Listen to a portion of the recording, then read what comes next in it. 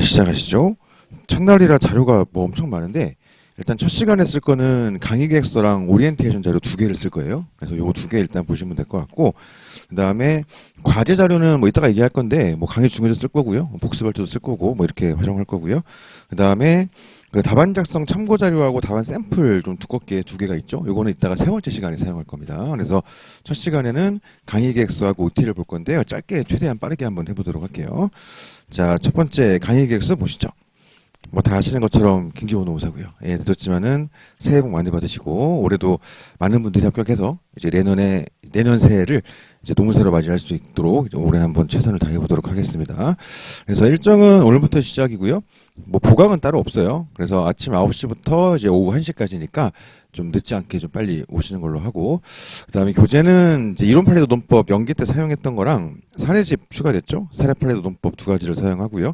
원래는 이제 그 사례별 목차 짜기 과제 자료라고 이제 원래 구상했던 거는 올해 처음 해보는 건데, 이제 원래 구상했던 거는 연기 때 과제 나가는 것처럼 재본을 해가지고 생각을 했었는데, 이제 자료 특성상 처음 해보는 거라 자료 특성상 연기처럼 그 답안지 용지에다가 굳이 할 필요가 없겠더라고요. 그래서 일반 제본을 하려고 하는데 또 들 생각이 그럼 굳이 그렇게까지 할 필요가 있을까 싶어가지고 그냥 출력물로 이렇게 좀 대체를 했습니다. 왜냐면 제본을 하면은 또 온천반 분들 발송도 해드리고 해야 되는데 그럼 학원 스태프들이 너무 고생하기도 하고 비용도 많이 들고, 그 다음에 자료를 올리면 어차피 PDF가 올라가니까 그게 나을 것 같아가지고 그냥 아예 PDF로 올려버렸어요. 그래서 전체를 하니까 너무 두꺼워가지고 일단 지금 드린 거는 근기법 파트만 과제가 들어가 있고, 노조법 들어갈 때 노조법 거랑 기타 법령께 추가로 과제가 나갈 겁니다. 근데 어차피 이 과제는 뭐 계속 둬야 되는 자료가 아니고 일기 때 사용하고 그냥 버리는 자료니까 그냥 부담 없이 그렇게 하시면 될 것 같습니다. 그래서 교재 활용도는 이제 이론 판례 노동법을 기본서라고 하고 사례 판례 노동법을 사례집이라 하지 않습니까? 그래서 기본서랑 사례집의 활용도가 반반쯤 될 것 같아요.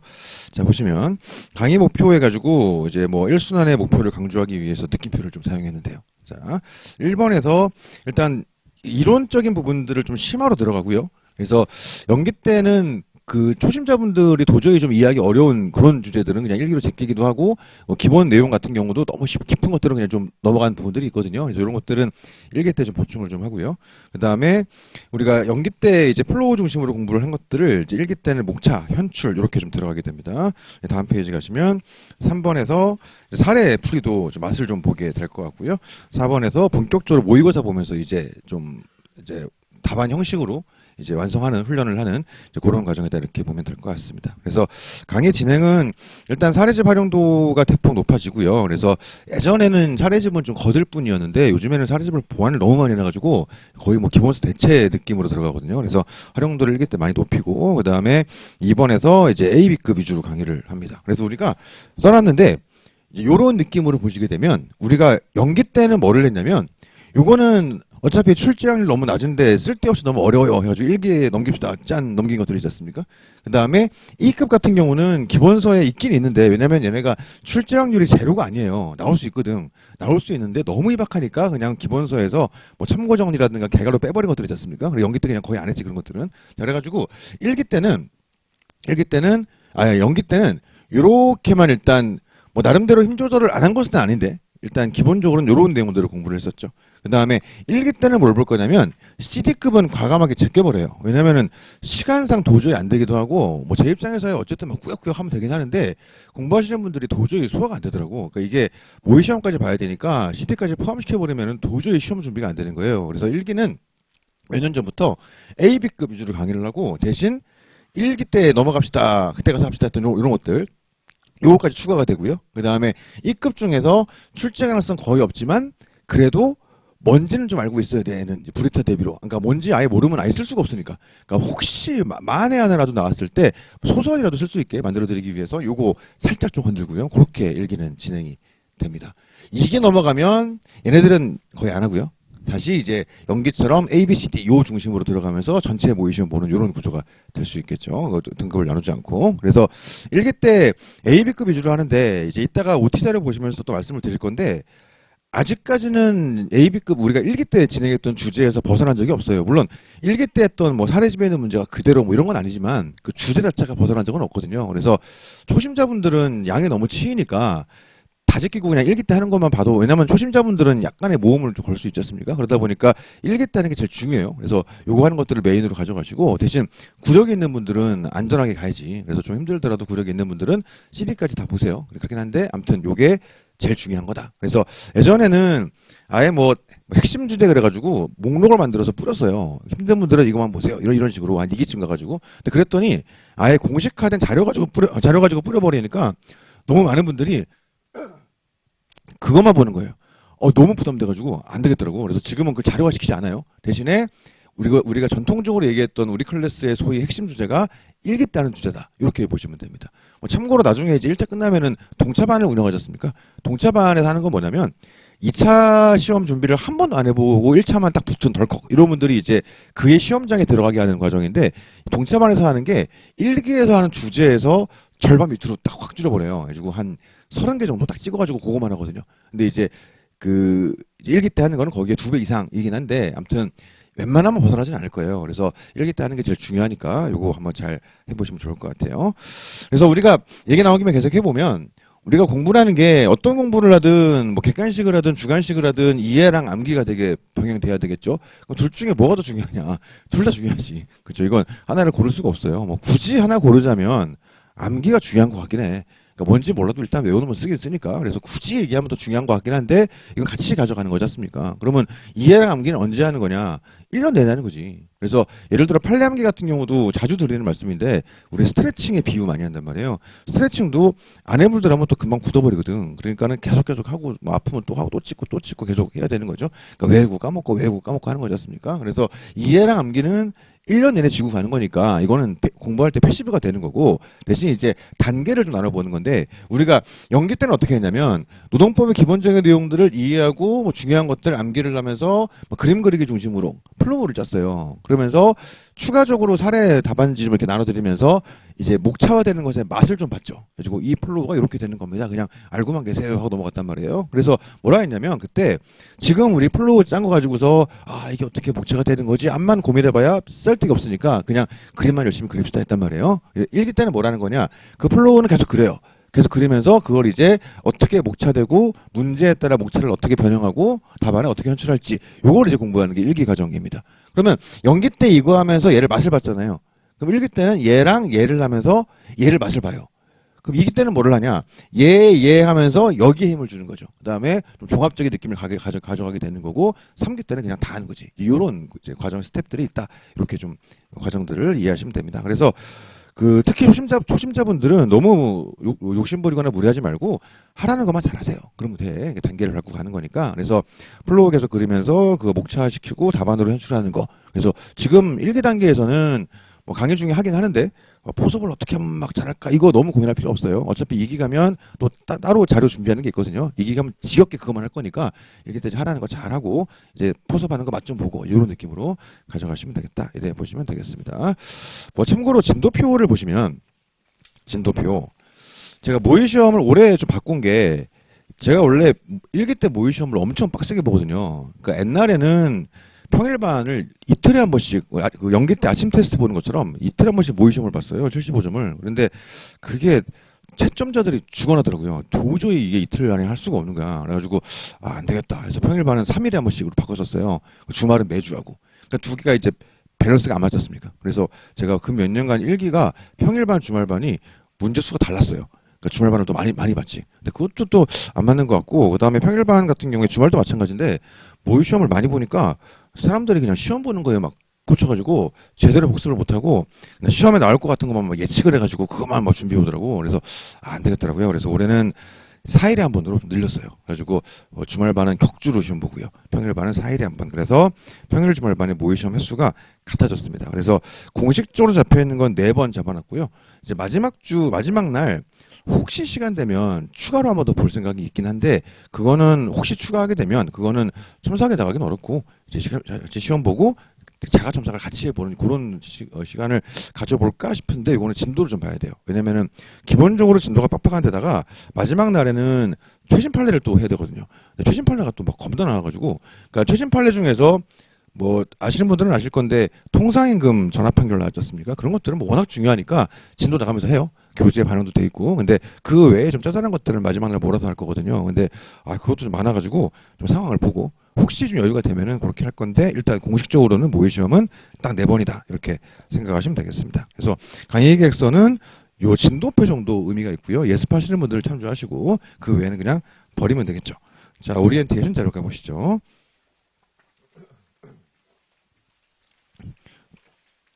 오리엔테이션 자료 1페이지 보시면 뭐 간단한 소개인데요. 뭐 간단하진 않네. 아무튼 소개인데 이거 이번 수업과 딱히 직접 관계 있지는 않은데 참고로 말씀을 드리면 그 저서에서 그 판례암기장이 12월 달에 나왔어요. 근데 이거 문의가 많아가지고 판례암기장이라는 거는 그 강의용 교재가 아니에요. 그러니까 이거 혼자 공부하시는 분들 필요한 분들 쓰시라고 만들어 놓은 건데 이 판례암기장이 한 24기들, 25기들 그분들 수험생일 때 한참 한 10년 됐죠. 한참 이 동네에서 핫했던 게 뭐 카드 같은 거 만들어가지고 판례 중요한 거 외울 거 써가지고 이제 들고 다니는 판례 암기 카드 이게 되게 유행이었어요. 근데 그게 해보신 분들은 아실 건데 시간이 엄청 걸리거든. 그래서 그 당시에 그거 만드느라 시간 쓰지 말고 제가 만들어 드릴게요. 그러고 만든 게 이거예요, 사실은. 그래서 이거는 뭐냐면은 들고 다니면서 그냥 핸드북 형태인데요. 판례만 모여있는 책자가 필요하다. 이런 분들은 이제 활용하시면 될 것 같습니다. 강의 교재 아니니까 뭐 필수로 사야 되는 거 아니고 이제 그렇게 활용하시면 돼요. 근데 이 얘기를 왜 하냐면 그 연기 랭커분들, 아침 테스트 랭커분들 이거 드린다 그랬는데 제가 카페에 공지를 올린 건 그 강의 끝나고 오시면 돼요 했단 말이에요. 근데 오늘은 안 돼요. 그 이제 왜냐면 제가 주말에 이거 미리 받아놓으려고 했는데 학원 수험서 모레 다 팔렸대. 그래가지고 책을 추가로 좀 갖고 와야 돼가지고 감사합니다. 다 팔렸대요. 그래가지고 책을 추가로 들어야 돼가지고 제가 증정보를 못 받았어요. 그래가지고 그거는 확보되는 대로 다시 공지할 테니까 연기 랭커분들은 이제 그때 이후에 저한테 받아가시면 될 것 같습니다. 자, 2페이지 가시면 자, 2페이지 가시면 2페이지 1번에서 우리 카페에 주소 있죠. 뭐 다 아실 거긴 한데 노동치즈공 다음 카페고요. 잘 모르시면 다음에서 김기범 노무사 치면 나오더라고. 이제 거기 가입을 하시되 공지사항이 올려놨는데 등급 조정을 새로 하려고 그래요. 이제 원래 어저께 하려고 그랬는데 주말반 강의 끝나고 도저히 안 되겠더라고 지쳐가지고 그래서 오늘 점심때 강의 끝나고 연구실 가자마자 바로 시작할 건데 전체 회원들 등급 다 다운시키고 등급을 새로 받을 거예요. 새 양식으로 지금 우리 올해 대비 시험 수강하시는 분들 대상으로 해가지고 그래서 가입을 일단 하고 등업 신청은 이따 오후나 저녁 이후에 하셔야 될 것 같습니다. 양식 잘 참조하셔가지고 그렇게 하시면 될 것 같아요. 자, 2번을 보시면 2020년도 시험 대비 수험 계획 해가지고 양가를 1번에 강의 수강 유형별 특징이 있는데 이거 잘 모르는 분들 때문에 짧게 말씀을 드리면 우리가 이제 수험판에서 오프라인 강의라고 분류하는 건 3가지가 있어요. 그게 뭐냐? 첫 번째가 실강이죠. 실강, 우리 202호에 계신 분들. 그렇죠? 그래가지고 한 12년, 13년 전만 하더라도 실강밖에 없었어요. 왜냐면은 그 당시에는 오프라인 수험생이 지금처럼 많지는 않았거든. 그러니까 전체 수험생 수가 엄청 적지는 않았는데 학원에 와가지고 막 이렇게 빡세게 하시는 분들 수는 지금하고 비교하면 한 13년 전 이럴 때는 많이 적었어요. 그러니까는 그 당시에 이제 1타 강사 그러면은 그 당시에는 지금은 코로나 이후라 또 그래도 좀 이렇게 좀 널찍하게 앉는데 그때는 무조건 1인 1석이었거든. 그러니까 빽빽하게 막 이렇게 앉아 있었지. 그 당시에 그러니까는 1타 강사 그러면은 막 한 200명 왔다 그러면 거의 꽉 차거든요. 한 170명 이러면은 우와 그렇게 많이 왔어? 막 이러던 시절이에요. 그러니까는 그때는 실감밖에 없었지. 그러다가 한 12년 전 11년 전 요맘때쯤부터 소위 말하는 실강 마감이 되기 시작하면서 더 받아야 되니까 바로 옆에 강의실에서 실시간으로 같이 TV로 보고 있는 실용상반이라는 게 생기기 시작했어요. 노동법은 제가 제일 먼저 했는데 아무튼 이제 실용상반이라는 게 옆에 생기기 시작했습니다. 자, 그러니까 이거는 똑같은 거죠. 실용상반은 이제 실강분들이랑 똑같이 다른 강의실에 앉아가지고 화면으로 동시에 보는 그런 거예요. 그럼 뭐가 다른 거냐?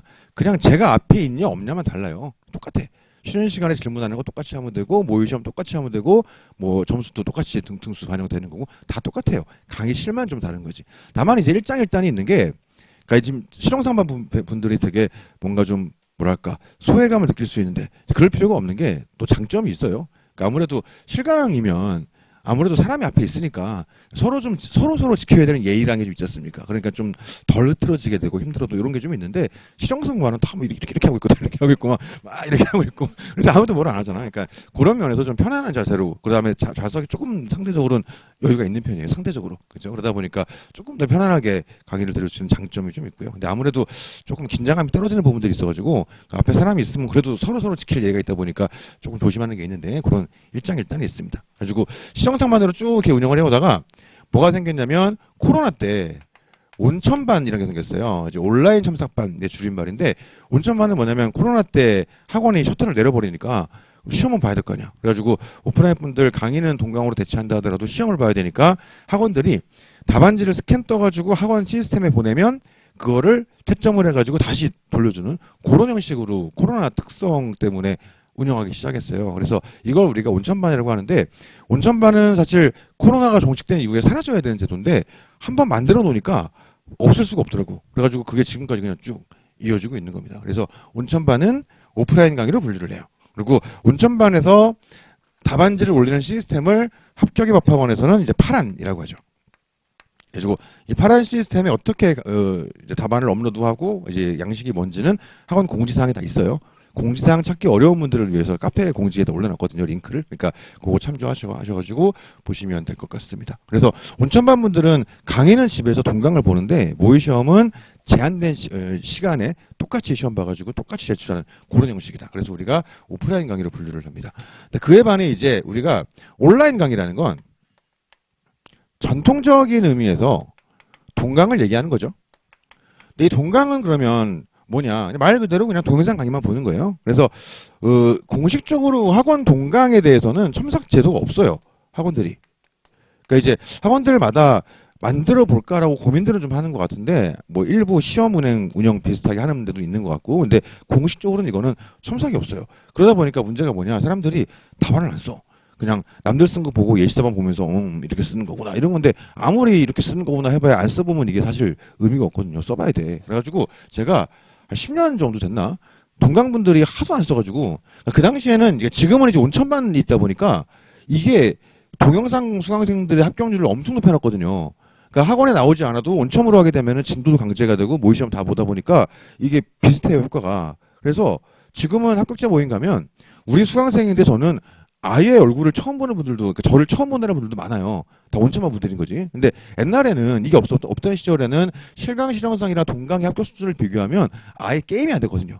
거의 대부분 다 이런 분들이고 아주 가끔 좀 일부 있었어요. 근데 이 이유는 안 써보기 때문이지. 그래가지고 10년 전쯤에 하도 안 쓰니까 이러면 써볼려나? 해가지고 우리 클래스 자체 제도를 만들어 놨어요. 그래서 우리 클래스에 자체 첨삭 제도가 있습니다.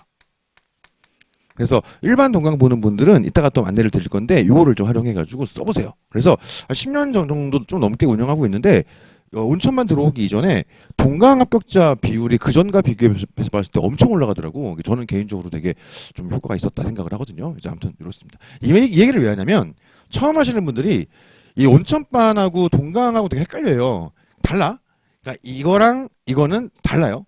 그래서 온천반 분들이 막 일로 보내는데 아니야 이거 파란으로 써야 되고 그다음에 동강분들은 이거 못 쓰는 거죠. 이거 크로스가 안 되는 거니까 이거를 좀 분류를 좀 잘 하셔야 되겠다. 이렇게 보시면 되겠습니다.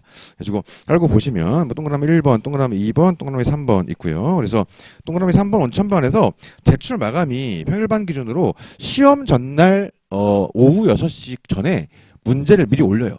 그래가지고 그때 이후부터 문제 뭐 미리 보시고 시간 재가지고 시간을 잘 재야 돼. 시간 오버하지 마시고 재가지고 답안을 작성하고 시험 당일 이제 오후 2시 59분까지거든요. 근데 이게 1분이라도 늦어지면은 안 돼요, 제출이. 그러니까 무조건 그 안에 써야 돼. 그래서 처음에는 PDF 갖고 이런 것들을 연습을 해봐야 되니까 좀 테스트 해보시고 그래서 좀 미리미리 하세요. 자꾸 연락 오는 게 다 썼는데 1분이 넘어갔어요. 어떻게 합니까? 어쩔 수가 없어. 그러니까 그거 안 되고 그렇게 좀 보시면 되겠습니다. 그 다음에 다음 페이지 가시면 방과로 2번 온라인 강의 있고요. 그래서 뭐 기본적인 내용들을 말씀을 드렸고, 일반 동강은 아까 말씀드렸던 것처럼 공식 첨삭은 없는데 우리는 따로 만들어 놨죠. 그래서 올해는 1기 동강 첨삭은 그 30기 김지은 노무사님하고 32기 한동훈 노무사님이 담당해 주기로 했습니다. 자세한 내용은 나중에 말씀드릴게요. 두 분 다 우리 이제 저랑 같이 일했던 연구실장님들 출신들이라서 되게 첨삭에서도 검증된 분들이에요. 그래서 매년 동강 첨삭자분들은 기존에 검증된 분들 중에 이렇게 선정을 하거든요. 그래서 잘해주세요.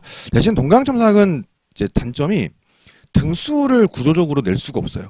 그러니까 오프라인 강의들은 등수를 내버리니까 직관적으로 내가 딱 어느 위치구나 이게 드러나는데, 동강은 제출하는 시점이 막 1년 내내니까 이거를 등수를 매길 수가 없죠. 그래서 불가피하게 A, B, C, D 등급 뭐 이렇게 가끔 S도 있고 등급으로 표시를 해드리는데, 아무래도 사람들이 하는 거다 보니까, 그리고 우리 실장님 출신 분들이 되게 사람들이 좋아요. 다 착해. 그러니까 마음이 약해지나 봐. 그래서 제 느낌에는 실제보다 점수가 조금 후하게 나가는 경향이 좀 있어요, 이게.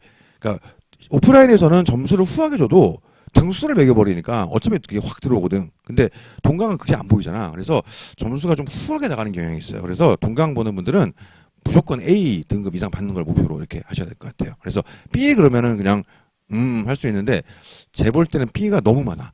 그러니까 이제 C를 주기가 좀 미안한 것 같아. 웬만하면 B를 주더라고. 그러니까는 A를 목표로 이렇게 하시면 되겠습니다.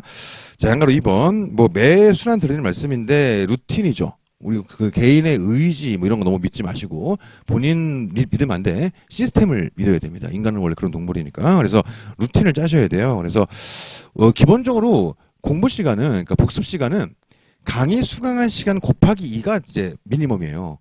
그러니까 강의 수강하고 공부 끝 이게 아니고, 이거는 이제 베이스를 잡는 거고 본인 공부를 해야지. 그래서 기본적으로 모든 공부는 강의 수강한 시간 곱하기 2가 복습 시간이에요. 그러니까는 평일반이 그게 딱 맞는 거지. 우리가 오전에 하니까 오전 강의 듣고 오후 한 텀, 저녁 한 텀 복습 시간 잡으면 얼추 딱 그게 맞는 거거든요. 그래서 평일반 분들은 어쨌든 매일매일 강의 들으시니까 그날 나가는 거 복습하시면 됩니다. 근데 2기부터는 주말반밖에 없어요. 2, 3기는 특성상 평일반이 맞지가 않아.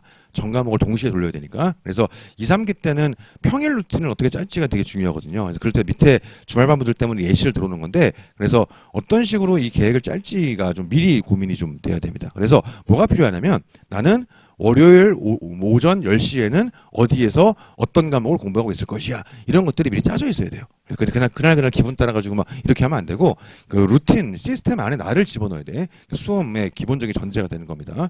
대신에, 우리 평일반하고는 관계없는 거긴 한데, 이제 미리 말씀을 드리면, 이제 고민하실 때, 주말반으로 넘어갔을 때 평일 공부 루틴을 짤 때는 한 2번 정도는 돌릴 수 있는 구조를 잡아야 돼요. 그러니까 예를 들어 제가 예를 들어놓은 건데, 이 구조는 뭐냐면 월화수 오전에 노동법 보게 돼 있고 수요일 날 오전 오후 보게 돼 있죠.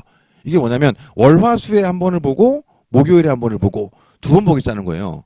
그러니까 월화수에는 그 전주에 주말반이니까 전주 일요일 날, 혹은 뭐 이제 월요반도 있긴 합니다만, 아무튼 일요일 날 배웠던 거 이론적인 이해 부분들, 그 다음에 플로우 짜고 이런 것들, 그런 것들, 그 다음에 판례 간단한 암기, 이런 것들을 월화수에 하는 거고, 목요일 날은 다시 한번 돌리면서 본격적인 모의시험 준비를 하는 거죠. 답안으로 쓰는 거. 해가지고 2번 돌릴 수 있게 그런 식으로 계획을 짜는 게 좋다. 근데 지금은 우리 평일반이니까 지금 당장은 그날 하는 거 잘 이렇게 하시면 됩니다. 누적 복습 필요 없고 그냥 그날 하는 거 잘 하시면 될 것 같아요. 넘어갈게요.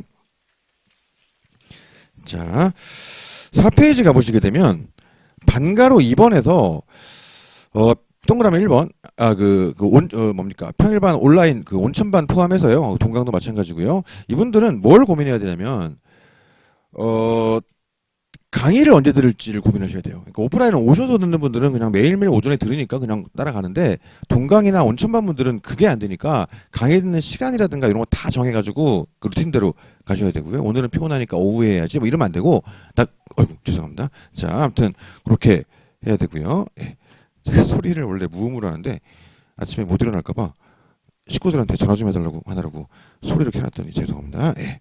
자, 그 다음에 그 직장인분들 같은 경우는 기본적으로 하루에 3시간 반 정도는 하셔야 돼요. 3시간 반. 그래서 주말 풀로 땡기고 이렇게 해야 됩니다. 그래서 회사 다니면서 강의 듣는 분들이 그냥 강의만 듣는 경우가 너무 많아서 제가 볼 때는 그냥 평일에는 매일매일 강의만 들으시고 복습 되겠어, 피곤해서. 그래서 그 일주일치 복습을 주말에 몰아서 하는 거 괜찮을 것 같아요. 그래서 그런 식으로 한번 짜보시면 좋을 것 같아요. 특히 직장인분들은 기본적으로 우리가 퇴근하고 공부를 해야 한다는 생각을 갖고 있는데 꼭 그렇게 할 필요는 없어요. 왜냐하면 퇴근하고 공부하려면 몸이 피곤해가지고 되게 안 되거든. 그러니까 차라리 발상을 전환해가지고 새벽에 공부하는 게 괜찮을 수 있어. 새벽 한 3시에 일어나가지고 아침에 풀로 공부하고 피곤한 상태로 출근을 하는 거지. 그러면 회사 가서는 피곤해도 일할 수 있거든요.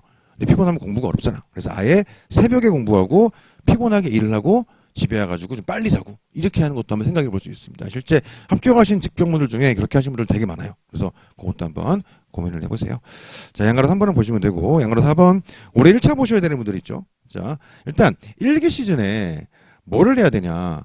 원래 예전에는 민법만 하세요 이랬거든요. 근데 안 돼. 이제는 좀 바꿔야 될 것 같습니다. 그래서 민법이랑 노동법을 하세요.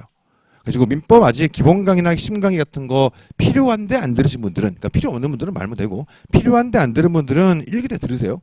1기 끝나고 나중에 막 안 돼, 안 들어줘. 그러니까 지금 빨리 들으시고, 필요 없거나 이미 들으신 분들은 문제를 푸세요.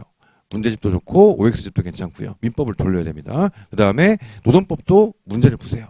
그리고 뭐 에센스 나와 있는 게 있으니까 거기에 있는 문제 풀어도 괜찮고, 그 다음에 이번 주나 다음 주쯤에 OX 좀 나오거든요, 우리 거. 그거 푸셔도 괜찮고, 아니면은 좀 기다렸다가 이번 달 말에 나오는 뭐 도와노동법 거기 있는 거 문제를 풀어도 괜찮은데, 아무튼 문제를 푸세요. 일기 때. 그래가지고 노동법, 민법 두 과목은 하셔야 될 것 같고, 다른 과목도 일단 그냥 문제풀이 중심으로 좀 문제를 좀 푸시면 좋은데, 너무 빡세면 다른 과목들은 조금 미뤄도 괜찮을 것 같긴 합니다. 그래서 일기 때 일단 민법, 노동법 문제를 푸세요. 올해 1차 보셔야 되는 분들. 일기 끝나고 한꺼번에 하려면 너무 많아. 그래서 문제를 좀 푸시는 걸로 오래 가면 되겠습니다. 그 다음에 2기 시즌에 우리 노동법 1차 기본 강의 들은 분들은 문풀이 막 필수는 아닌데, 웬만하면 들으라고 하죠, 요즘 분위기상. 근데 1차 기본 강의 안 듣고 2차만 들은 분들은 2기 때 1차 문풀 강의는 무조건 들어야 돼요. 무조건. 꼭 들으세요. 그리고 문풀 강의 때 추가적인 문제집이 나가는데 그게 메인 교재가 아니에요. 그거는 플러스 알파야. 에센스든 도화든 하다못해 OX집이든 그게 메인이고, 2기 때 쓰는, 그 문풀 때 쓰는 객관식 문제집은 플러스 알파니까 그거 이제 그거만 보시면 안 된다. 그 말씀 미리 드릴게요. 그래서 1차 기본 강의 안 들은 분들은 그걸 꼭 들으세요. 참고로 5페이지에 동그라미 3번 보시면 제가 아직까지 한 번도 한 적 없는데 기타 법령 심화 특강을 좀 계획하고 있어요. 교재 지금 준비하고 있거든요. 그래서 원래 기타 법령 특강은 김강원 노무사가 하잖아요. 되게 친해 또 그 친구랑. 그래가지고 그 친구 하니까는 그냥 뭐 내가 굳이 뭐 할 필요 없겠다 싶기도 하고, 뭐 우리 클래스 분들한테도 얘기하면 그거 들으세요 이렇게 얘기한단 말이죠. 근데 그 친구가 좀 짧게 하죠, 그거를. 근데 예를 들어 작년에 1차 노트 같은 경우에 40문제 중에 우리가 아시겠지만 1차 노트에서 기타 법령이 4개밖에 안 되지 않습니까? 40문제에서 16문제가 기타 법령이었어요. 그러니까 하나당 4개를 내버린 거지. 그러니까 한 2개까지 예상을 했는데, 와, 4개까지 할 거라고는 사실은 좀 생각을 못 했어요. 그래서 어쨌든 1차 난이도를 엄청 높여놨고, 올해도 마찬가지일 거예요. 합격률을 조정해야 되니까. 그래서 아마 작년 수준 정도 유지될 거거든요. 그래가지고 제가 생각할 때, 뭐 기본 강의 때도 기타 법령을 빡세게 합니다만은, 기본 강의 안 듣는 분들 많이 있으니까 기타 법령 좀 특강을 좀 빡세게 해봐야 되겠다 생각이 들어가지고 한 3일 혹은 4일 정도에서 계획하고 있으니까 필요하신 분들은 그것도 활용하시면 될 것 같습니다. 그리고 뭐 구역에 있는 분들은 아실 건데 2기 때 힘들어도 들으세요. 그래서 복습 안 해도 괜찮으니까 2기 때 어떻게든 강의 듣고 범위 문의해가지고 모의시험만 보고 이렇게 2기를 가야 되고, 2기 드랍하면 다 날라가. 합격 가능성 너무 떨어집니다. 그래서 2기는 포기하면 안 돼요. 다만 1차 준비가 너무 안 돼가지고 1차 떨어질 것 같다. 그때는 어쩔 수 없이 그때는 2기 드랍하는 것도 한번 고민해 보세요. 생동분들은 연기 1기 했는데 2기 드랍 시켜버리면 올해는 어려워요. 그러니까 만약에 생동분들이 2기를 드랍하게 되면 그냥 1차 끝나고 동차반으로 가세요. 그래가지고 동차반에서 하는 것들을 메인으로 가져가시고 1기 때 했던 것들을 자체 추가해서 시험장 가시면 그래도 확률이 좀 있거든요. 그러니까 그렇게 계획을 짜시면 되고, 웬만하면 2기를 드랍하지 마세요. 웬만하면. 그래서 한 2년 전만 해도 절대 드랍하지 마세요 이랬는데, 요즘에 1차가 너무 어려워져가지고 지금은 너무 힘들면 하라고 하긴 하는데, 2기를 드랍한다 그래가지고 올해 2차를 놓으면 안 되니까 구력이 좀 있는 분들은 2기 드랍해도 3기로 넘어가시고, 구력이 안 되는 분들은 2기 드랍하면 그 뒤로 동차반으로 가가지고 어떻게든 좀 꾸역꾸역 해봐야 되겠습니다. 그다음 3번 강의 수강 학습 순서 절대 강의 빠지지 마시고 밀리지 않게 하시면 되고요. 자, 양가로 이번에 학습 순서 해가지고 동그라미 1번, 동그라미 3번 두 개 뭐 연결돼서 마찬가지인데 복습으로 해당 범위를 1, 2회 정독하라고 되어 있는데 이 복습으로 내용을 본다는 게 그냥 텍스트를 읽는 게 복습이 아니에요. 그냥 우리 진도 나갔다고 텍스트를 보면서 이러면 남는 거 아무것도 없거든. 그냥 하고 넘어가는 거지. 그러니까 내가 실제로 아는지 안다고 착각하는지 한 발 더 나가서 내가 쓸 수 있는지까지 봐야 되는 거니까 이게 헷갈려요. 그래서 어떻게 해야 되는 거냐면 일단 예를 들어 근기법상 근로자를 복습을 한다. 그럼 내용을 읽겠지. 그럼 한 다음에 사용자 가야지 이러면 안 되고 근로자를 하고 본 다음에 덮고 그려봐야 돼요. 근로자 물어보면 뭐뭐 쓸 수 있을까? 그림 그리고 그 그림 가지고 목차도 한번 짜보고 그 그림이든 목차든 그 안에 텍스트를 쓴다면 뭘 쓸지 생각을 해보고 잘 뭐 쓸지 모르겠으면 책을 다시 확인하고 요런 식인 거지. 그게 돼야 되는 거잖아요. 그래야 그 주제를 본 거지. 물론 그냥 아무 때나 딱 펴가지고 딱 그릴 수 있냐? 잘 안 되겠지. 적어도 방금 본 거는 그릴 수 있어야 될 거 아니야. 그게 돼야 회독을 한 거예요. 그래서 그게 1회독을 하는 거다. 그리고 이제 판례 요구하는 거지. 그래서 그런 식으로 동그라미 1번, 3번 한번 읽으시고 봤더니 잘 이해 안 되는 게 있다. 질문하시면 되겠지. 그거는 질문 글을 올리시면 되고요. 그러고 나서 이제 동그라미 4번 사례집 활용해가지고 이게 이렇게 문제가 되는 거니까 이렇게 답안 쓰면 될 것이고 이것도 한번 목차도 짜보고 이제 내가 쓸 수 있는지 확인도 해보고 그렇습니다. 모든 주제를 복습할 때 풀답안을 써볼 수는 없어요. 시간도 안 되고 손목 다 나가 그러면 대신에 약식으로 할 수는 있지. 예를 들어 사례집 복습할 때 문제 딱 보고 어차피 디테일한 포섭이야 뭐 이때 한다 하더라도 사례집 딱 보고 옆에다가 목차 짜보고 그다음에 판례를 쓸 때 판례 정도나 써보거나 아니면은 판례를 구조화 시켜가지고 판례 그림 그리듯이 해보든가 그 정도는 해봐야 이게 내가 할 수 있겠다 없겠다 생각이 있지 않습니까? 그런 거니까 그 정도 내가 쓸 수 있는가까지 확인이 좀 돼야 됩니다. 그렇죠? 그리고 예습하실 분들은 예습 범위를 안내해 드릴 거니까 뭐 참고하시면 될 것 같고요. 그다음에 동그라미 7번 아무것도 모르겠고 시간도 없다. 그럼 그냥 사례집을 외우세요. 사례집을 제가 작년부터 해서 엄청 보완해놔가지고 요걸로도 잘하면 단권할 수 있을 것 같아. 그래서 초심자분들 잘 모르겠으면 그냥 외워 이거 일단. 그래서 이 문제가 실제 시험 나오면 그냥 빨리 외운 대로 쓸 수 있겠다 할 정도로 외우세요. 일단 모르겠으면 그래 가면 되겠습니다. 자, 그 밖에 사항에 2기 때 서브노트 제공되는 건 다 알고 계실 건데 보통 서브노트에 단권화를 많이 해요. 보통은. 근데 이제 올해 같은 경우는 기본서를 좀 준 서브화 해놔가지고 기본서에 단권화하는 것도 괜찮을 것 같고 그 다음에 구력이 안 돼가지고 너무 못하겠다. 일단 사례집만 외워야 되겠다. 그래가지고 사례집을 메인으로 가져가고 판례만 좀 중요한 거 중심으로 갈아 끼울 수 있게 해야 되겠다. 이런 분들은 사례집으로 하는 것도 가능할 것 같습니다. 그래서 뭘로 단권할 것인지 한번 판단해 보시고 동그라미 3번에서 제가 뭐 매년 판례암기장 나오고 나서 MP를 새로 녹음을 하는데 올해는 연말에 이슈가 많아가지고 일단 판례암기장에 최근 통사행금 전압 판결 반영이 안 돼 있어요. 왜냐면 이미 인쇄가 끝났는데 판례가 나와버렸어. 그래가지고 그거는 이제 추록이 올라갈 거고 그 다음에 막 OX 모집도 문제 해설 다 수정하고 막 사례집 다시 그 부분 수정하고 하느라고 좀 그랬는데 업데이트를 하긴 할 거예요. 그래서 특히 이제 그 33기 분들이 저한테 제안해 준 게 녹음하기 힘드니까 그 AI를 활용해가지고 제 목소리로 할 수 있는 방법이 있다며 제안을 주셨어요. 그래가지고 그거 한번 해보려고. 그거 되면은 되게 상시 업데이트가 가능할 수 있을 것 같아. 근데 들어봤더니 너무 이상하다. 이건 누가 봐도 AI다. 그러면은 다시 해야지. 그래가지고 그거 좀 테스트 해봐야 돼가지고 최대한 빠르게 한번 해보도록 하겠습니다. 그래서 기존 거 필요하신 분들은 저한테 연락 주시면 따라 보내드릴게요. 그 다음에 4번에서 대면 상담은 다음 주부터 주 1회 정도 생각하고 있어요. 그래서 어떤 분들 모시고 얘기 들어보면 좋을지 그런 게 있으면 그거 저한테 따로 말씀 주시면 반영해서 그 대상자를 선정해 보도록 하겠습니다. 그래서 뭐 다 있어 우리는 기본적으로 합격자 수가 많다 보니까 다 있어요. 그러니까 웬만한 건 다 할 수 있으니까 그렇게 좀 요청 주시면 제가 좀 다수의 의견들을 반영해서 참고해서 하도록 하겠습니다. 그 다음에 좀 합격수기 어설프게 보는 것보다 우리 카페에 공부방법 게시판 이거 되게 좋은 거 많아요. 그래서 그거 한번 시간 될 때 보셔가지고 필요한 것들 잡아가시면 될 것 같고요. 뭐 과제 5번 과제 이거는 뭐 이따 진도 나가면서 말씀을 드리도록 하겠습니다. 그 다음에 6번 7페이지에 모의시험 진행 보시게 되면 일단 동그라미 2번에서 우리 1기 모의시험은 사례집에 있는 문제 그대로 나가요. 약간 변동하기도 하거든요.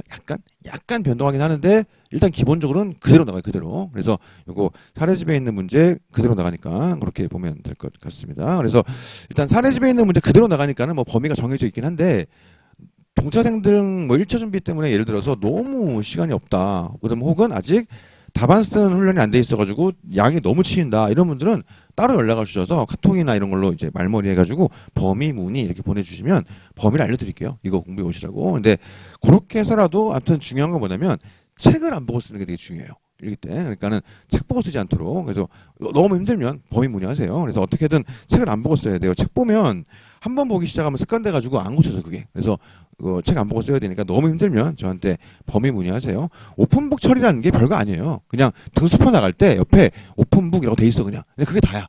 불이익 같은 거 없으니까 그냥 신경 쓰지 마시고 그런 겁니다. 이 오픈북 처리는 누구를 위한 거냐면 오픈북 안 한 분들을 위한 거예요.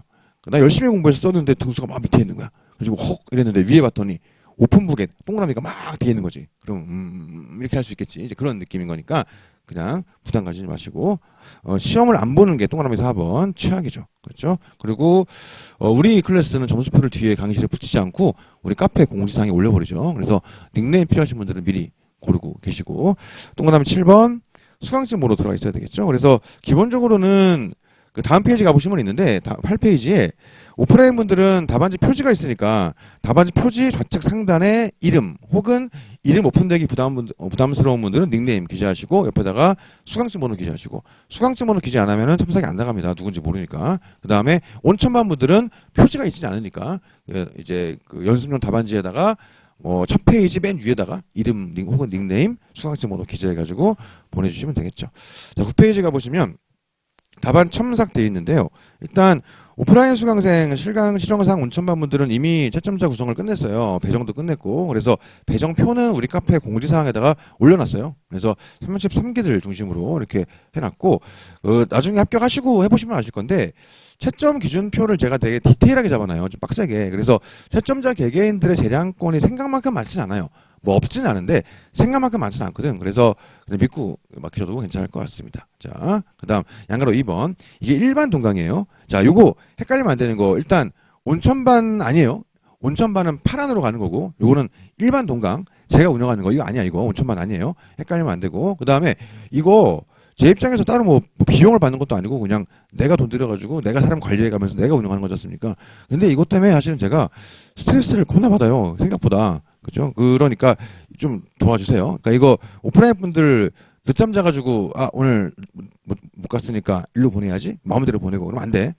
온천만 분들 썼는데 1분 지났으니까 여기다 보내야지. 안 돼. 그거 하시면 다 꼬여요. 그거 하면 안 되고요. 그래서 대신 저한테 미리 말씀해 주시면 예를 들어 그날 뭐 무슨 일이 있어가지고 시험 보러 갈 수가 없다. 그런 분들은 미리 말씀해 주시면 그 회차는 일반 동강 첨삭으로 돌려드릴 수는 있어요. 미리 지체 없이 아니고 그러니까 1차의 출제 포인트죠. 지체 없이는 그 뒤를 얘기하는 거고 미리는 앞을 얘기하는 거죠. 미리야 미리. 지체 없이 아니에요. 뭐 즉시 이런 거 아니야. 미리. 그래가지고 미리 해주시면은 돌려드릴 수는 있습니다. 자, 근데 일반 동강 보시는 분들은 또 주의할 점이 뭐냐면 자, 일단 다른 것들은 읽어보시고 동그라미 4번에서 이 요건을 좀 갖춰야 돼요. 그래서 그 요건 잘 갖춰가지고 하셔야 되고 동강 보는 분들도 그 다음에 반가로 4번에 메일 주소가 노동710 저한테 보내는 거 아니에요. 자꾸 저한테 오는데 그거 아니고 따로 파놨어요. 레이블로 710-11-12 해가지고 이쪽으로 파놨으니까 1314는 11루, 2414는 12루 이렇게 다음 메일 보내시면 되겠습니다. 요거 헷갈리지 마시고 그 다음 주의할 점이 다음 페이지 가시면 이게 한 번 보낸 다음에 첨삭을 받은 다음에 그 내용 반영해가지고 다시 써가지고 또 보내는 분이 있는데 안 돼. 왜냐면 그거 건 바이 건으로 제가 비용 다 정산해 주는 거라서 이건 안 돼요. 그리고 오프라인에서도 첨삭 받은 다음에 다시 할 수 없잖아요. 형평성에 맞지도 않고 그거는 안 돼요. 그 다음에 강의 공유했다고 막 여러 개를 보내는데 한 아이디 가지고 안 돼요. 그거 다 블락시켜 버릴 겁니다. 저도 공부했던 입장에서 뭐 학원 입장과 별개로 공부 할 때 이제 뭐 공유하는 거 가지고 굳이 뭐라고 싶지는 않은데 그런다 그래가지고 막 여러 개를 보내면 안 되지. 그거는 다 블락시켜 버릴 겁니다. 그래가지고 그런 것들 좀 도와주세요. 좀 힘들어. 자, 그래서 그렇게 하시면 되고 올해 2차 시험까지 계약되어 있는데 1기 동강 수강 기간 만료되면은 명단 확인 안 돼요. 어차피. 그러니까 할 수가 없고 동강 수강 기간 만료 전이면은 다 되니까 좀 뒤늦게 일기 듣는 분들도 보내세요. 괜찮으니까 올해 2차 시험 전까지 괜찮습니다. 이렇게 보시면 되겠습니다. 8번의 질문 방법인데 많이 하던 거니까는 뭐 읽어드릴 필요는 없을 것 같고 뭐 주의할 점 몇 가지 말씀을 드리면 노동법의 내용적인 질문들은 카페나 혹은 학원 이제 동강 그 칸에 그 질문하는 게 있죠. 동강에. 그쪽 두 가지를 통해서 내용 질문을 받아요. 내용 질문은 그렇게 활용하시면 되고, 개인 연락처를 통한 질문은 이따가 세 번째 시간에 알려드릴 건데, 그거는 일반 상담이라든가 너무 프라이빗한 이런 것들은 이제 그 다음에 혹은 범위 문의, 자료 요청 이런 것들은 저한테 연락을 주시고, 노동법의 내용적인 질문들은 따로 받지는 않습니다. 그거는 카페나 학원 홈페이지를 통해서 받는 걸로 통일하도록 하겠습니다. 제가 감당이 안 돼가지고 이제 그렇게 해야 될 것 같아요. 카톡 친구가 지금 9,900명이에요. 사실은 10,000명이 진작에 넘었어야 되는데 그 심리적 부담이 있어가지고 자꾸 지워 제가 10,000명을 안 넘기려고. 근데 한번 올해는 더 볼까? 10,000명이 되면 어떻게 되나 볼까? 이런 생각을 좀 뭐 아무 일도 일어날 것 같지 않긴 한데 근데 괜히 무섭더라고. 근데 그래요. 그러니까 제가 도저히 감당할 수가 없어요. 내용적인 질문들은 이게 카페를 통해서 이제 일어나는 걸로 그렇게 해보도록 하겠습니다. 그리고 이제 밤에 술 드시고 저한테 전화 주시면 안 되고, 그 너무 많아. 그러니까 안 돼. 그렇게 하면 안 돼요. 이제 그렇게 하시면 되겠습니다. 자, 그 다음에 9번에 필기 및 단권화 방법인데, 이거는 연기 때 자료 나갔던 거를 좀 압축한 거예요. 아예 모르는 분들 있을까봐. 그래서 제가 생각할 때, 단거나 특히 이제 필기의 포인트가 몇 가지가 있는데 이게 사람마다 다르지. 근데 공통되게 먹히는 몇 가지가 있어요. 첫 번째는 뭐냐면 플로우예요. 이 플로우 같은 경우는 주제별로 플로우를 그려놓으면 처음엔 낯설 수 있는데 조금만 익숙해지면 이거 가지고 목차를 갖고 노는 건 사실 일도 아니거든. 그래서 주제별로 플로우를 그려놓으면 거기서 그 문제를 푸는데 필요한 흐름들만 끄집어내면 되는 거 아니야. 그러다 보니까 요거를 잡는 게 전 되게 중요하다고 생각해요. 자, 그러다 보니까 주제별로 플로우를 책에다가 적어놓는 건 되게 좋아요. 예를 들어서 다음 페이지 보시게 되면, 이거 김지현 노무사님 책 그냥 사진 찍어놓은 건데, 이거 보시면 주제 위에다가 플로우를 그려놨죠. 전직은 이렇게, 휴직은 이렇게. 이거 보면은 사실 이게 처음 하시는 분들은 아직 안 하다 할 수 있는데 몇 번 해보면 아무것도 아니야. 이게 그냥 목차가 되는 거예요. 그래서 요거가 일단 중요한 것 같고, 다만 이제 김지현 노무사님처럼 책에다가 써버리면 혹시 내가 서브로 단거나 하게 될 때 다시 써야 되니까 그게 힘들죠. 그러니까 포스트잇 활용을 하는 거예요. 포스트잇에다가 해가지고 붙여놨다가 책을 바꾸게 되면 떼가지고 다시 붙이면 되니까, 그래서 포스트잇 활용 되게 좋고요. 그 다음에 두 번째로 이제 플로우 하는 거니까 두 번째는 뭐냐, 거점이에요. 거점. 우리가 소위 키워드라고 하는, 제가 볼 때 논술형 주관식 시험의 모든 과목, 법학이든 경영학이든 다 필요 없고, 모든 논술형 주관식 시험의 포인트는 플로우하고 거점이에요. 이게 있으면 답안을 작성할 수 있거든. 플로우가 있으면 목차를 구성할 수 있고, 거점이 있으면 내가 답안을 쓸 수가 있어요. 그래가지고 두 번째로 거점에 대해서 내가 이제 표시를 좀 들어가야 됩니다. 구력이 있는 분들은 뭐가 거점이 되는 거냐, 일반 논이든 이제 판례든, 그렇죠? 뭐 법구정이든 판례든 간에 뭐가 거점이냐, 공부 구력이 있는 분들은 포섭할 때 쓸 문구들, 그게 거점이에요. 거점은 1기 때 만들어 놓고 2기에 늘리세요. 3기에 더 늘리고. 물론 핵심 거점들은 제가 안내해 드리긴 해요. 근데 거기에 한정하지 말고 본인이 공부하시면서 이 문제로 문제가 판례로 혹은 이 주제로 문제가 나오면 포섭할 때 이 용어는 내가 꼭 쓰고 싶다. 이런 게 있으면 다 거점이에요. 그러니까 무조건 많으면 좋아. 그러니까는 그걸 다 표시하시고, 초심자분들은 아직 그게 잘 감이 안 올 수 있죠. 괜찮아. 그냥 이 판례를 쓸 때 나 요거 한번 꼭 용어를 써보고 싶다. 이런 게 있지 않습니까? 그런 것들 이제 표시를 좀 해주시면 되게 좋을 것 같아. 그래가지고 플로우 거점이에요. 그게 예를 들어 13페이지 가보시면 나름대로 이건 박주희 노무사님 건데요. 박주희 노무사님이 답안 쓸 때 이런 것들은 내가 좀 써야 되겠다 해가지고 그런 것들 줄도 쳐놓고 두 문자에 체크도 해놓고 옆에 써놓기도 하고 이런 것들이죠. 일종의. 그래가지고 플로우랑 거점, 이게 단거나의 포인트니까, 그러니까 가장 노멀한, 누구에게나 먹히는. 거기다가 추가적으로 뭐 개인 선호에 따라서 나는 그냥 뭐 목차에 색칠을 할 거야, 뭐 이런 거. 뭐 개인 취향은 아니에요. 저는 목차에 색칠하는 게 시간이 너무 오래 걸리는 것 같아가지고, 그러니까 목차에 색칠을 하는 이유는 눈에 확 들어오게 하려고 하는 건데, 저는 그냥 플로우 그리면 다 눈에 들어오잖아. 근데 굳이 뭐 그럴 필요가 있나 싶긴 한데, 어쨌든 간에 그게 또 잘 맞는 분들이 있더라고. 그런 분들은 하시면 되지. 그러니까 남들이 하니까 해봐야지 이건 하지 마시고 본인이 보시기에 이건 필요하겠다. 사람에 따라서 책이 되게 깨끗한 경우가 있어요. 그것도 본인 취향인 거야. 뭐 깨끗하게 볼 수 있지. 그렇지 않습니까? 그래서 남들은 막 지저분한데 나는 공부를 안 하는 것인가, 이렇게 생각할 필요도 없고, 남들은 깨끗한데 나는 되게 더러운 사람인 것인가, 그럴 필요도 없고, 그냥 개인 취향인 거예요. 개인 스타일대로 그렇게 하시면 될 것 같습니다. 자, 그 다음에 이제 필기는 뭐 아실 텐데 그 동그라미 1번에 있는 거죠. 필기 노트 활용하시고요. 책에 바로 필기하면 나중에 넣어져 보내죠. 그래서 활용하시고 뭐 필기 하기가 너무 강의 집중이 안 되는 분들은 그냥 제가 판서할 때 잘 안 지우거든요. 그러니까 보통 저쪽에서 일로 가서 쉬는 시간 뭐 이런 느낌이라서 쉬는 시간에 사진을 찍으면 되니까 그렇게 하셔도 됩니다. 유출만 하지 않으시면 그렇게 보시면 될 것 같아요. 자, 마지막으로 약간 저 꼰대 같은 얘기 잠깐만 살짝만 해보면 요거 네. 제가 생각할 때 합격의 3대 요소가 이거예요. 첫 번째는 재능 곱하기 노력입니다.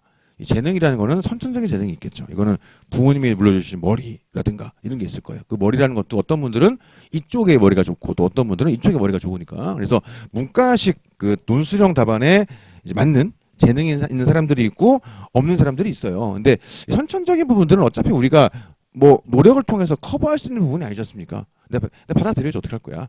다만 이 재능은 제가 볼 때 본질은 아닌 것 같은 게 재능이 있는 분들은 근데 얘기 먼저 해보면 후천도 있어요. 후천도. 그러니까 부모님이 주신 타고난 재능이 있는데 그 뒤로 내가 인생의 궤적이 나는 어릴 때부터 책을 많이 보고 글을 많이 써봐가지고 문해력이 되게 좋고 좀 이런 분들도 있고 또 내가 관련 전공을 택했던 분들도 있고 혹은 관련된 일을 해본 분들도 있고 내가 전혀 근데 관계없이 살아온 분들도 있지 않습니까? 그러니까 이거는 어떻게 내가 지금 노력으로 할 수 있는 게 아니에요. 결국 이제 이거 곱하기 이건데 그 숫자로 얘기했을 때 재능이 빵인 사람은 없을 거 아니야. 그러니까 얘가 빵이면 아무리 투자해도 이건 될 수가 없는 건데 이게 빵인 사람들은 없어요. 이거는 금치산자 그 정도가 되는 건데 없다고 그런 사람들은 기본적으로 수험판에. 그런데 대신 재능이 있으면 수험 기간을 줄일 수 있는 것 같아. 근데 재능이 좀 떨어지면 수험 기간이 늘어나긴 하는데 어쨌든 꾸역꾸역 버티고 하면 되긴 되더라고요. 저도 한 13년 전 이럴 때는 어렸던 거지. 사람 쉽게 평가하고 막 이랬던 거예요. 그때는 저도 한 13년 전 이럴 때는 상담하다가도 속으로 말을 하지는 않았지. 속으로 얘는 안 되겠는데? 이런 생각을 좀 한 적이 있었어요. 얘는 진짜 안 되겠다 이런 생각들을. 근데 기간이 좀 걸릴 뿐 되더라고. 그리고 그게 그 계단 올라가듯이 도저히 안 되겠다 싶은 분들도 확 올라가는 시점들이 사람마다 다르긴 한데 오더라고요. 그러니까 이게 제가 지금 이 생활을 한 17년 하면서 느낀 건 뭐냐면 이게 없어가지고 안 되는 사람들은 없는 것 같아. 아주 극히 드문 경우를 제외하고. 다만 이게 있으면 좀 기간을 줄일 수 있다. 그런 장점이 분명히 있긴 있는데 또 반대로 재능이 너무 뛰어나가지고 얘는 무조건 되지. 얘가 안 되면 누가 돼. 이런 분들도 또 안 되는 경우를 많이 봤어요. 그러니까 이게 알 수가 없는 거야. 왜냐면 또 노동법의 재능하고 인사의 재능이 다를 수 있고. 그렇지 않습니까? 노동법 예를 들어 뭐 이런 거 잘하는데 인사 막 이럴 수도 있는 거고. 뭐 사람마다 다른 거니까. 그래서 이게 제로인 사람은 없어요. 그래서 기간의 차이는 있을 수 있겠지만은 이거 때문에 좌절하고 막 포기하고 그럴 필요는 없겠다. 그래서 내가 포기하는 경우는 노력을 다해봤는데 내 상황상 더 이상 이걸 유지할 수 없다. 이 생활을 이런 경우는 포기할 수 있겠지만 나는 후회 남지 않는다. 혹은 상황상 어쩔 수 없다. 근데 포기의 원인이 난 재능이 안 되는 것 같아. 이건 말이 안 되는 것 같아. 그래가지고 얘는 노력으로 충분히 커버할 수 있다. 다만 이제 기간의 차이는 좀 있을 수는 있겠더라. 그거 한번 생각하시고. 두 번째로 환경적인 부분인데 선천적인 환경은 예를 들어 이런 거지. 뭐 부모님이 뭐 두 분 다 살아계시냐부터 시작해서 수험을 좀 경제적으로 지원해 줄 수 있느냐부터 시작해서 이건 어떻게 할 수가 없잖아요. 예를 들어 우리 집 환경이 난 지금 알바를 해야 돼. 그럼 어떻게 할 거야? 그에 맞춰가지고 나는 공부를 해야 되는 거니까 이거는 어떻게 할 수가 없어요. 사실 이것도 운이지 뭐. 이건 어쩔 수 없어. 그거는 뭐 주어진 대로 살아야지 어떻게 할 거야. 그렇지 않습니까? 그러니까 우리 아들 보면서 가끔 되게 부러워요. 그냥 태어났는데 아빠가 김기범이야. 그러니까 이게 너무 부러운 거야. 그래가지고 아까 내가 얘기를 해요. 우리 바꾸자. 그래서 난 네가 되고 싶어. 그래서 이렇게 얘기하는데 아무튼 어쩔 수 없잖아 이거는. 근데 후천적인 환경들은 내가 컨트롤할 수 있어요. 이게 뭐냐면 예를 들어서 공부 장소 이런 거. 그러니까 나에게 공부가 잘 되는 장소가 있어. 또 안 되는 장소가 있고. 그 다음에 공부가 잘 되는 장소도 어떤 사람들은 한 곳에서만 해야 잘 되고 어떤 사람들은 좀 옮기면 잘 되는 경우도 있어요. 제가 잘 옮기거든. 전 주로 연구실에서 이제 일을 하지만 너무 일이 안 될 때가 막 있어요. 자꾸 막 게임하고 싶고 막 이럴 때, 술 마시고 싶고 이럴 때는 카페 가서 하기도 하고, 저도 스카 가서 하기도 하고, 가끔은 학원에 오기도 해. 학원 가가지고 막 일하기도 하거든. 근데 그게 좀 도움이 되더라고. 그래서 이런 그 장소의 부분들도 우리가 컨트롤할 수 있죠. 그 다음에 인간관계, 나를 힘들게 하는 환경들, 사람들 다 쳐내야지. 그러니까 스트레스 받는 것들을 굳이 감내할 이유가 없지 않습니까? 그렇죠? 제가 자주 드린 말씀인데 생각보다 우리 주변 사람들이 우리의 합격을 진심으로 바라지 않아요. 그리고 우리 합격하고 나면 아실 건데 생각보다 진심으로 우리 합격을 축하해주지 않아. 사람들이 생각보다. 그러니까 우리 합격을 진심으로 말하는 1순위가 제가 볼 때는 부모님들이고 2순위가 나야 나. 그래서 실제로 난 좀 진심으로 그렇게 생각하거든요. 그러니까는 인간관계 주변에 힘들게 하는 분들 있으면 다 쳐내고 나중에 시험 붙고 나면서 다시 또 와. 그러니까는 부담 가지지 마시고 다 쳐내고 아무튼 나를 힘들게 하는 환경들은 내가 컨트롤을 좀 해야 돼요. 굳이 참지 말고. 스터디 같은 것도 하다가 안 맞으면 나와 그냥. 그걸 뭐하러 굳이 그냥 하고 있나. 그렇지 않습니까? 요거 생각하면 되겠습니다. 그래서 우리가 노력이랑 후천적인 환경 조성은 우리가 컨트롤할 수 있으니까 이제 올해 1년도 아니지. 이제 한 8개월 공부하면 되는데 요거 한번 잘 생각이 좀 좋을 것 같아요. 마지막으로 운은 어떻게 할 수 없어. 이거는 그냥. 그렇지 않습니까? 생각보다 근데 모든 수험은요. 운이 꽤 커요. 근데 뭐 수험뿐만 아니라 인생이 그래. 인생에 꽤 운은 큰 부분을 차지합니다. 어쨌든 수험에 있어서도 운은 꽤 커요. 그래서 우리가 합격군 내에 들어가 있으면 그 안에서는 생각보다 운의 영역이 많이 작용을 좀 해요. 그래서 가장 좋은 거는 운이 나를 지배할 수 없도록 실력을 완전히 올려놓는 거. 이게 베스트긴 한데 그게 쉬운 일은 아니니까. 대신 이 운이라는 건 우리가 컨트롤할 수 있지는 않은데 뭔가 나를 좀 이 불안함으로부터 안정을 시켜주는 무언가들이 많이 있잖아요. 그러니까 예를 들어서 종교가 있는 분들은 기도 열심히 하시고 종교 없는 분들은 스스로를 더 열심히 잘 믿으시면 되고 그 다음에 예를 들어서 나는 막 무속에 관심 많아가지고 막 음양오행에 꽂혀 있어가지고 나는 뭐에 기운이 약하니까 그걸 채워야 된대. 그럼 뭐 물건 같은 거 나무를 놔야 된다고 하면은 놓고 금부치가 좋다 하더라. 그럼 달고 다니고 그거 스스로 마음을 편하게 해주는 거니까. 그렇지 않습니까? 정치적인 얘기를 하려고 하는 게 아니라 그냥 편하게 얘기를 해보면 그 얼마 전에 개엄하신 그분 같은 경우에 대선 후보 때 우리 어떻게 했나요? 토론회 하는데 여기다가 왕자 쓰고 나왔잖아. 그거 보면서 제가 두 가지 생각을 했거든요. 첫 번째로는 어떡하냐 이게 있었고 이거 어떻게 해 이거 뭐야 이게 하나 있었고요. 하나는 와 저분 되게 간절한가 보다 이 생각을 했거든. 사실은 그분이 이거 쓰고 나오면서 심지어 이렇게 보여주더만 토론회 하면서 그 국민들이 그걸 보고서 막 조롱하거나 이렇게 할 거라고 몰랐겠어요. 알았겠지. 근데 어쨌든 뭐 무속이라고 제가 단정할 수는 없지만 아무래도 그렇게 추정이 되니까 그분이 믿는 그 영역 안에서는 그걸 해야만 되는 거지. 얼마나 그게 그 대통령 자리가 간절했으면 이걸 하고 왔겠어. 보면서 되게 짠하더라고. 진짜 되고 싶으신가 보다. 그러니까 제가 직업이 이러다 보니까는 좀 합격에 대한 이런 거에 좀 그 공감이 커서 그런지 모르겠는데 되게 좀 짠한 마음이 들더라고요. 보면서. 그러니까 우리도 마찬가지예요. 예를 들어 나는 무속에 꽂혀 있는데 우리 그 박수무당이 나한테 여기다가 합격이라고 쓰고 다니래. 써야지 어떻게 해. 쓰고 다니면 나는 마음이 안심이 될 거지 않습니까? 그래서 그냥 그 무슨 말을 하는 거냐면 본인을 안심되게 하는 무언가가 있으면 하세요. 괜찮아. 옆에서 조롱해도 괜찮으니까 그냥 하세요. 그래가지고 우리는 운이라고 쓰고 그냥 마음 다스리기라고 있는 거예요. 그래서 본인의 마음을 힘들게 하는 불안하게 하는 모든 것들을 다 쳐내버리고 좀 뭐 수험 자체가 마음이 안정감이 들 수는 없어요. 그러니까 강사든 수험생이든 다 미쳤어 그냥 어쩔 수가 없어요 이거는. 근데 최대한 그 와중에도 그 마음의 불안한 마음들을 조금 떨쳐낼 수 있는 무언가가 있다면 그런 것들은 좀 하면 좋다. 그래가지고 뭐 개인적인 가치관상 동의할 수는 없지만 본인 느끼시기에 나는 부적을 쥐고 다니면 안심이 되는 거예요. 그러면 하면 되지 그렇게. 그런 식으로 본인을 불안하게 만드는 것들을 좀 떨쳐낼 수 있는 것들이 있다면 그런 것들은 이렇게 하시는 게 되게 좋을 것 같다. 그렇게 한번 생각을 해봅니다. 그래서 그 연기는 워밍업이고 그냥 복싱으로 치면은 그냥 줄넘기 열심히 한 거예요. 근데 이제 본격적으로 스텝 밟으면서 원투 치고 들어가는 거니까 지금부터가 찐이거든. 그래서 지금부터 8개월 동안 퍼지지 말고 같이 한번 죽어보죠. 그래서 한번 열심히 해보면 좋겠습니다. 그래서 쉬었다가 본격적으로 진도를 나갈게요. 쉬었다 가겠습니다. 네.